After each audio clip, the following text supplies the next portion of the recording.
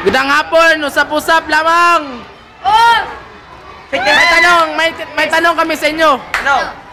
Saan, anong una? Manok or itlog? Ikaw una. Anong una? Hindi, mauna ang manok. Manok kasi yung manok may pakok. Hindi, itlog. Kasi asan galing ang manok? Sa itlog. Ina. Eh, shell. Sino ang nag-hingo ng manok? Si Adan at saka si Eva. Kaya merong manok. Eh, merong itlog. Ay, ina, Matthew. Wala yun. Ako na ang manok kasi kapag mangitlog ang manok, patay ang manok, ang itlog na naman mapuno. Kasi una ang manok. Hindi, wala mang manok kung walang itlog. Walang itlog kung walang manok. Wala ding manok kung walang itlog.